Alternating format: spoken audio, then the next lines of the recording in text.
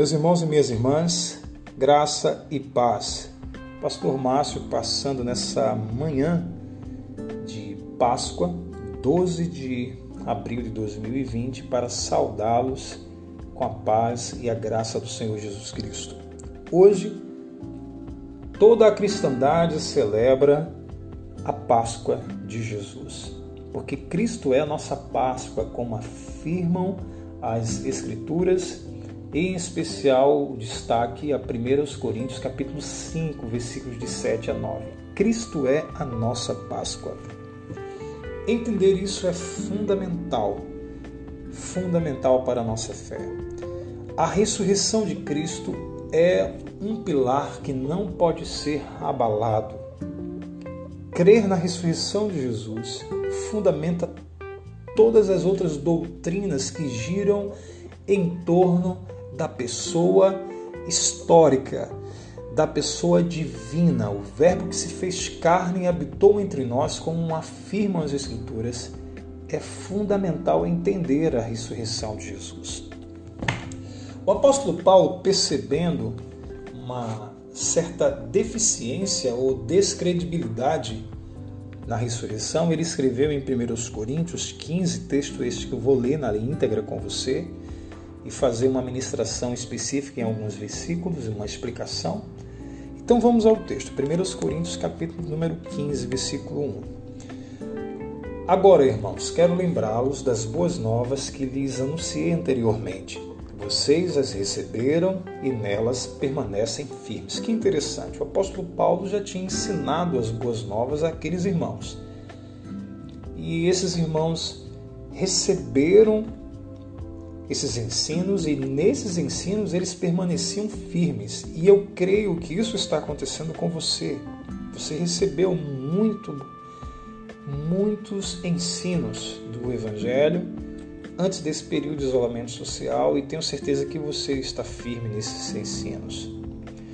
O versículo 2 diz: são essas boas novas que os salvam. Então, as boas novas nos salvam. Por isso que elas são boas notícias. Boas notícias que o mundo pecador encontra em um Deus amoroso a oportunidade de salvação.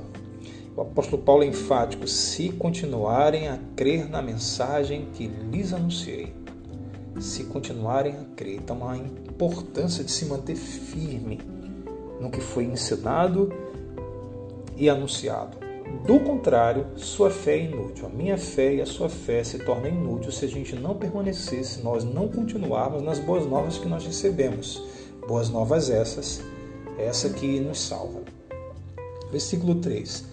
Eu lhes transmiti o que era mais importante e o que também me foi transmitido. Então o apóstolo Paulo, o que foi de mais importante, o que foi o cerne, o centro da fé, ele transmitiu aos discípulos.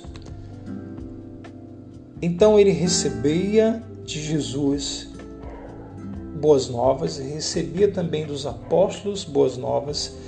E o apóstolo Paulo afirma: Cristo morreu por nossos pecados, como dizem as Escrituras. Então o que ele recebeu de Jesus, o que ele recebeu dos apóstolos, resume-se ao que é mais importante: Cristo morreu por nossos pecados, como dizem as Escrituras. Então percebam que Jesus não foi assassinado. Jesus morreu voluntariamente por nossos pecados, como dizem as Escrituras. Na mente de Paulo, as Escrituras aqui é o Antigo Testamento. Mas para nós, olhando agora, século 21, as Escrituras para nós representam o Antigo Testamento e o Novo Testamento. Tanto o Antigo Testamento narram a morte, ou profetizam a morte, como o Novo Testamento confirma o cumprimento do Antigo Testamento, o cumprimento, a realização das profecias do Antigo Testamento no Novo Testamento. Ele foi sepultado e ressuscitou no terceiro dia, como dizem as Escrituras. Então, olha o que é mais importante. Cristo morreu, ele foi sepultado e ele ressuscitou, como diz as Escrituras. Para Paulo, Antigo Testamento. Para nós, Antigo Testamento e Novo Testamento. O Antigo Testamento se cumprindo no Novo Testamento. Então, ao ler a Bíblia, Antigo e Novo Testamento, nós encontraremos profecias a respeito da vida de Jesus e de como essa vida se desenvolveu no Novo Testamento. Agora, entenda algo importante aqui. Versículo 5 diz: apareceu a Pedro e mais tarde aos 12. Ou seja, Pedro é uma testemunha, os 12 apóstolos são testemunhas. Depois disso, apareceu a mais de 500 irmãos de uma só vez. Então, é um grupo superior a 500, contando com os apóstolos, que viram Cristo ressurreto em vida. E o apóstolo Paulo diz: a maioria dos quais ainda está viva. Ou seja, dessas 500 testemunhas, alguns estavam vivos, e ele completa, embora alguns já tenham adormecido, ou seja, morrido. Então, você tem dúvidas sobre a ressurreição? Consulte a Pedro, um dos 12 apóstolos, e tem também mais de 500 irmãos que são testemunhas oculares, vivenciais da ressurreição de Jesus. Versículo 7 diz: mais tarde apareceu a Tiago e posteriormente a todos os apóstolos. Por último, apareceu também a mim, como se eu tivesse nascido fora do templo. Então, Paulo está narrando aquela experiência que ele teve a caminho de Damasco, no capítulo 6 de Atos dos Apóstolos. Então, que coisa interessante, meus irmãos e minhas irmãs. Paulo está dizendo que a ressurreição de Jesus em seu tempo, era inquestionável. Não tem como questionar a ressurreição de Jesus nos dias do apóstolo Paulo. Vocês têm testemunhas, vocês podem consultar as testemunhas. Aqui, segundo o ensino que nós estamos recebendo, mais de 500 irmãos tiveram a oportunidade de verem Jesus ressurreto. Isso é incrível. Eu quero só fazer uma correção aqui, que eu falei que Paulo viu Jesus pela primeira vez ressurreto no capítulo número 6. Na verdade, é capítulo 9 de Atos dos Apóstolos. A gente faz essa correção aqui, tá bom? Muito bem, então. Tendo entendido isso, a gente vai para o versículo 12. Diz o apóstolo Paulo: pois bem, se proclamamos que Cristo ressuscitou dos mortos, por que alguns de vocês afirmam não haver ressurreição dos mortos? Pois se não existe ressurreição dos mortos, Cristo não ressuscitou. Então, Paulo está confrontando uma ideia filosófica pagã que começa agora a dominar o pensamento de alguns irmãos, gerando incredulidade, descrença em relação à evidência histórica testemunhal da ressurreição de Jesus. E em nossos dias, muitos parecem viver desacreditando dessa realidade, dessa verdade. Então, quando nós afirmamos Cristo está vivo, Ele ressuscitou, alguns duvidam disso. E o apóstolo Paulo diz no versículo 13 que se Cristo não ressuscitou, não há ressurreição dos mortos. Ou seja, um dos fundamentos da nossa fé é a nossa ressurreição também. Então, se Cristo não ressuscitou, não há ressurreição para nós. Se não há ressurreição para nós, logo não há salvação. E logo, se não há salvação, a nossa fé é inútil. O que cremos não é uma verdade, é uma filosofia como qualquer uma outra. Budismo, espiritismo, islamismo, são religiões fundamentadas em fundadores que estão mortos. O nosso Senhor está vivo. O versículo 14, o apóstolo Paulo diz: e se Cristo não ressuscitou, nossa pregação é inútil. Ou seja, tudo que eu como pastor preguei, tudo que você um dia creu ou crê, é inútil. E a fé que vocês têm também é inútil. O falar é inútil e o proceder, o agir, é inútil também. Então estamos todos mentindo a respeito de Deus, pois afirmamos que Ele ressuscitou a Cristo. Mas, se não existe ressurreição dos mortos, isso não pode ser verdade. Paulo está dizendo, então, tudo que eu ensinei a vocês é uma mentira. Versículo 16, e se não existe ressurreição dos mortos, então Cristo também não ressuscitou. E se Cristo não ressuscitou, a fé que vocês têm é inútil e vocês ainda estão em seus pecados. Nesse caso, todos os que adormeceram crendo em Cristo estão perdidos, ou seja, tanto aqueles irmãos quanto os irmãos do passado, os antigos pais da fé, Abraão, Isaac, Jacó, e todos aqueles que seguiram, profetas, grandes homens e mulheres de Deus, estão perdidos, porque a ressurreição, se não for uma verdade histórica, ela é inútil e nós ainda estamos perdidos sem salvação. Versículo 19: se nossa esperança em Cristo vale apenas para esta vida, somos os mais dignos de pena em todo o mundo. Então, nós que recebemos as boas novas, se não crermos na ressurreição de Jesus, nós somos os mais dignos de penalidade em todo o mundo, porque nós recebemos as verdades do Evangelho. Mas Cristo de fato ressuscitou dos mortos. Então Paulo não tem dúvidas, você não pode ter dúvidas, Cristo está vivo.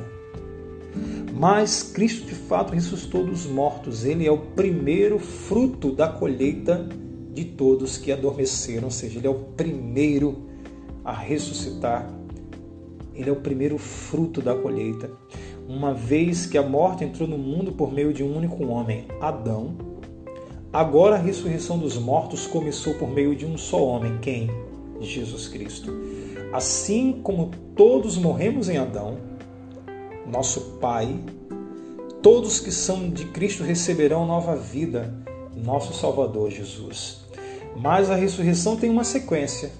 Cristo ressuscitou como o primeiro fruto da colheita, ou seja, Jesus foi o primeiro ressuscitado por Deus, e depois todos que são de Cristo ressuscitarão quando ele voltar. Olha que interessante isso aqui. Então existe uma ordem de ressurreição. Entenda isso aqui. Espero que você esteja me acompanhando atentamente. Isso aqui é a base da nossa fé. Ok, pessoal? É a base da nossa fé. Paulo está dizendo que existe uma sequência. Primeiro Cristo morre e ressuscita. Depois nós morreremos e ressuscitaremos. O apóstolo Paulo também reforçou esse ensino em 1 Tessalonicenses. E ele diz no capítulo 4, versículos de 13 a 18 o seguinte: não quero, porém, irmãos, que sejais ignorantes acerca dos que dormem. O termo dormir é o mesmo para pessoas que estão mortas. Porque em Cristo nós, quando morremos, nós dormimos. Ou seja, estamos aguardando a ressurreição, a segunda vinda de Jesus Cristo para a nossa ressurreição. Para que não vos entristeçais como os demais que não têm esperança. Então, os que não têm esperança sofrem muito por causa da morte. Por quê? Porque eles não possuem a esperança da ressurreição. Então, o verbo dormir era usado nas culturas antigas como uma metáfora da morte. Então, nós cremos na ressurreição.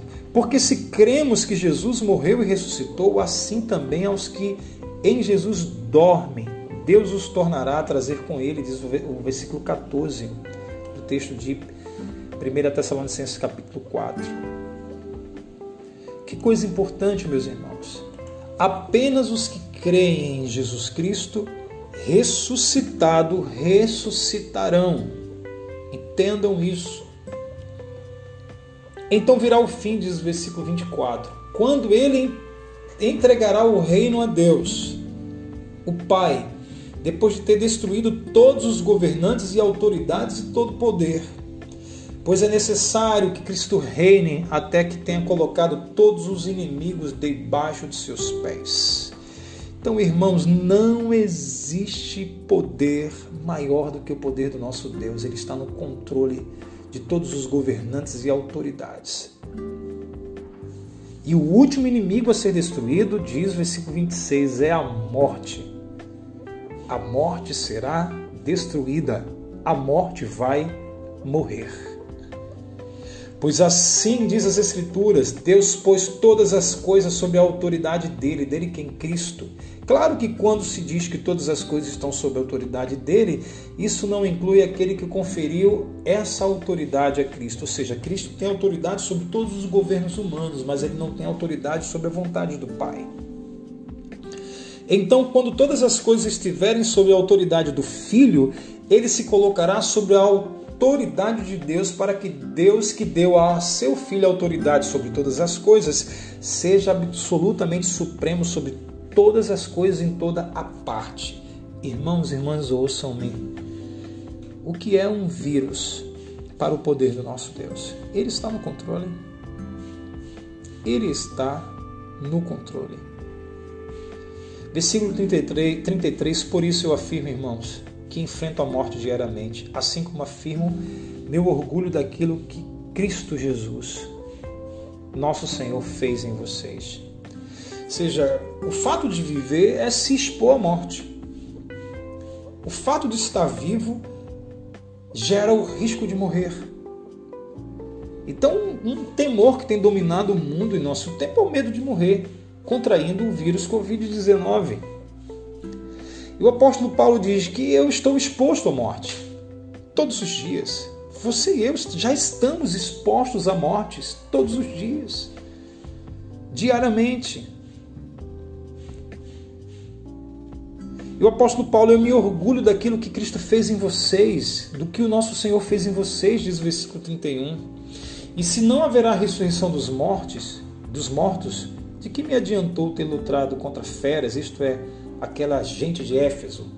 Se não há ressurreição, comamos e bebamos, porque amanhã morreremos.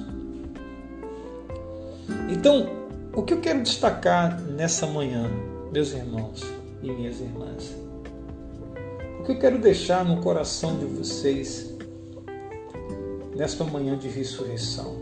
Não duvide sobre o tema ressurreição de Jesus. Não duvidem. E o apóstolo Paulo finaliza no último versículo 58, portanto, meus amados irmãos, sejam fortes e firmes. Fortes e firmes. Sejam fortes e firmes neste momento. Cristo está vivo. Trabalhem sempre para o Senhor com entusiasmo. É tempo de recobrar o ânimo, a alegria. Sejam fortes, pois vocês sabem que nada do que fazem para o Senhor é inútil. Nada do que nós fazemos para o nosso Senhor é inútil. Finalizo esse áudio, meus irmãos e minhas irmãs, dizendo, historicamente falando, a ressurreição de Jesus é inquestionável. Agora, se você que recebeu as boas novas duvida da ressurreição, a Escritura diz, como lemos aqui no texto, que nós que agimos assim, ou você que age assim, é digno de penalidade. Mas você não é dos que retrocedem, a sua fé está firme. Como diz o versículo 1, Paulo tem certeza. Por isso, meus irmãos, sejam fortes e firmes. E eu finalizo esse áudio orando por você. Eu abençoo a vida dessa pessoa, irmã. Senhor, esse irmão, essa irmã que ora comigo. Que a fé dele e a fé dela seja inabalável. E que em Cristo as boas novas que eles receberam gerem a salvação. E que eles continuem crendo. Que no seu nome eles sejam fortes. Eles não duvidem da tua ressurreição, da sua grande ressurreição. E um dia o Senhor voltará, e nós que estamos vivos seremos a ti arrebatados, os mortos ressuscitados, e nós estaremos para sempre com o Senhor. Que a graça do Senhor Jesus Cristo, o amor de Deus, as divinas consolações do Espírito Santo estejam com todos vocês, com o povo de Deus espalhado pela face da terra, com Israel de Deus, desde agora e para todo sempre. São os meus votos de Páscoa ao seu coração, em nome do Senhor Jesus.